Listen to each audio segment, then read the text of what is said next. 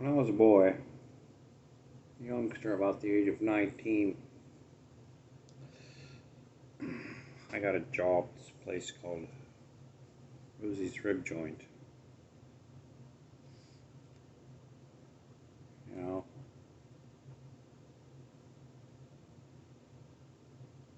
I bust tables and wash dishes.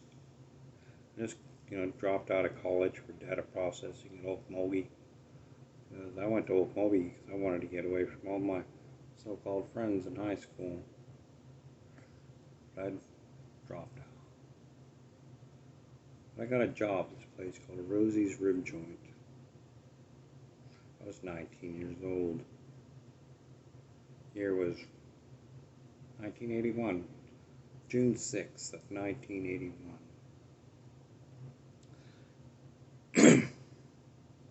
I'd bust tables and wash dishes.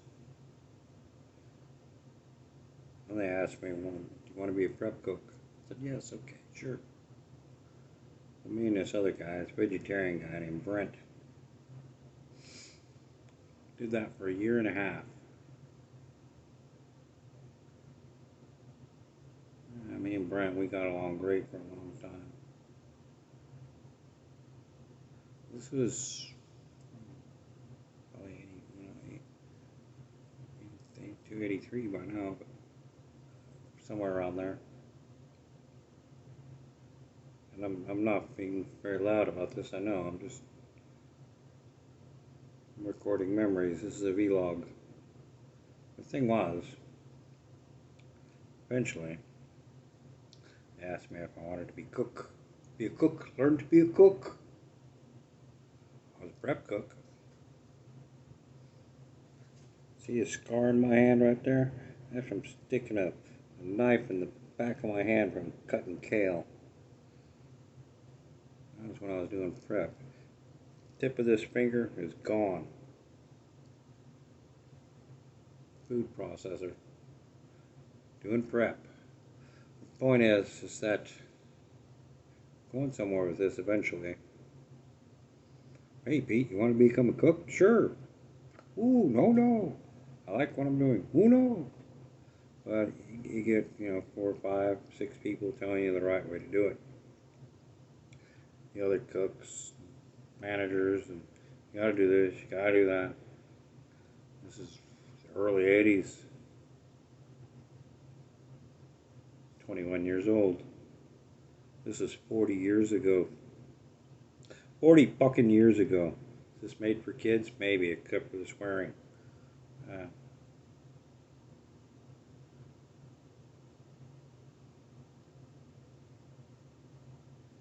Eventually I developed my own method and style. Things that worked for me, things that didn't. Learned how to cut meat, trim blades, cut ribeyes and all that kind of good shit. Made our own french fries, blanched them, froze them, cooked them again. Man, they were good fries. The thing was, is that they taught me to do this, and I developed my own aptitude and attitude towards the work. We were making money hand over fist. It was a great time.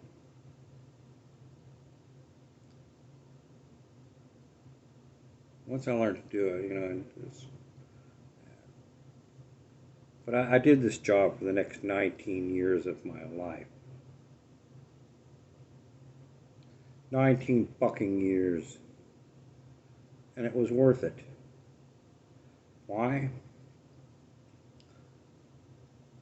We're not a landmark, but you can still look us up. We made our mark in history. Well, at least in Tulsa. We did some damn fine work. We really did. I want to try to not swear. I've worked with a lot of cooks. I've worked with a lot of shit cooks.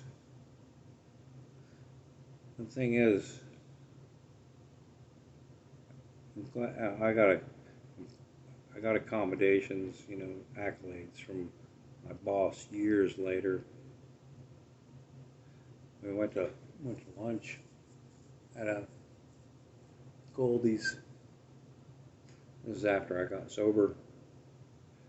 We talked about, you know, history and everything. And it still makes me proud. I had my own problems, you know, with alcohol, whatnot.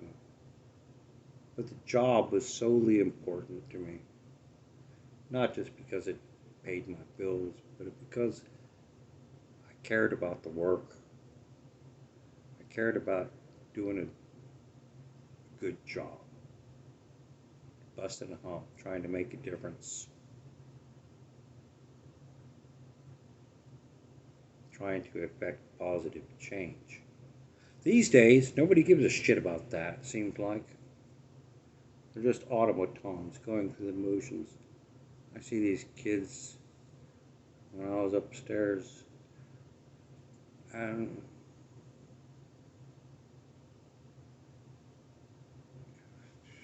they've been there 3 weeks or 5 months. And I'm going, I've been here 16 years. This is at the job where I am at, which I am probably going to get fired from or leave intentionally. But I don't have the aptitude or attitude to do that anymore. I'm going off on a tangent. I'm sorry. But we at Rosie's, we had our 15 minutes of fame for 25 years. Even though I wasn't there from the very beginning. I understand that. Seen lots of changes. Our only competition back then in the 80s and 90s was Jamil's and Atlantic Sea Grill.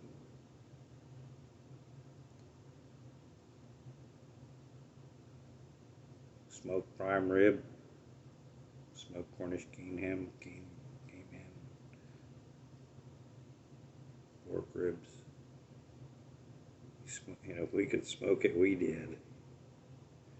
I don't mean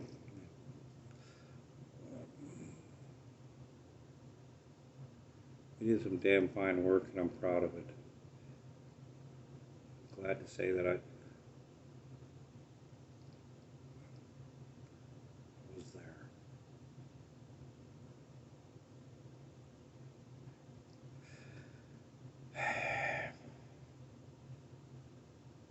These days,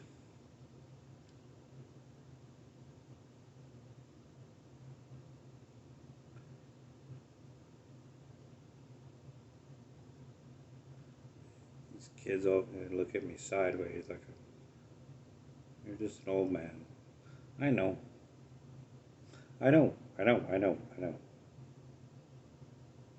They don't even give a shit about your work history. They only care about what you're doing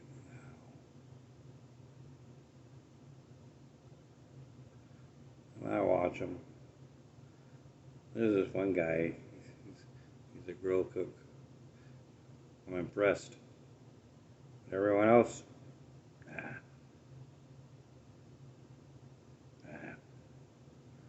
We're just interchangeable parts. Those 80s and 90s days of being a cook what actually meant something. Those days are gone.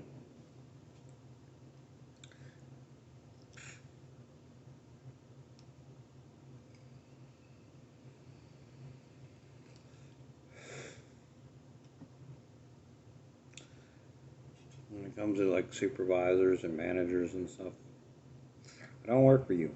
I work for the company. I'm here to make a difference.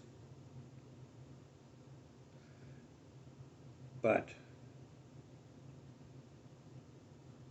nobody cares about that anymore. All they want is automatons and to do what you're told.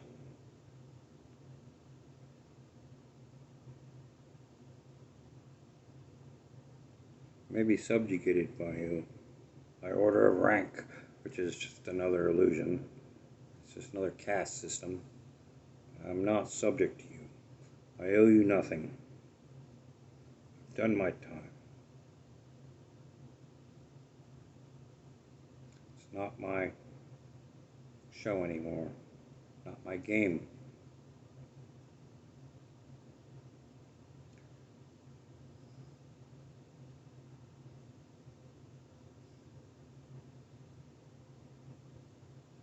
What else can I say? Video log. Yay, vlog. And after Rosie's, I went into rehab and got sober.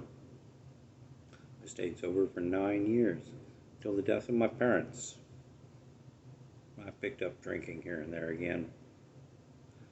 And maybe that's what will kill me. Still eat well. Then I got a job at Atlantic Seagrow. Those stupid fucks. There are a bunch of stupid fucks there too. It was a waste of effort, wasted effort. But my point is, I don't see this work ethic in these young kids anymore. Some of it, they go through the motions, they learn it, but are they willing to do it for the next 20 years of their life? Or is it just something that pays the bills? Where's the dedication to the job? Where's the personal interest in the work? To me, I always took a personal stake in the job. And if you tried to beat me down, then, well, then this will come to an end. I won't, I'm not going to put up with that. Changing shit just to suit yourself. When you don't understand the business at hand. The place I am now, sure, it's a kitchen, but it ain't no restaurant. It's not. It's basically a church.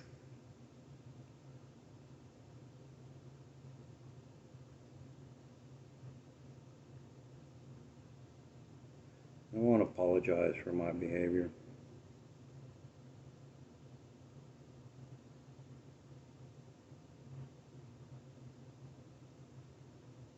Because a lot of you could do much better, but you don't. Because those things are lost.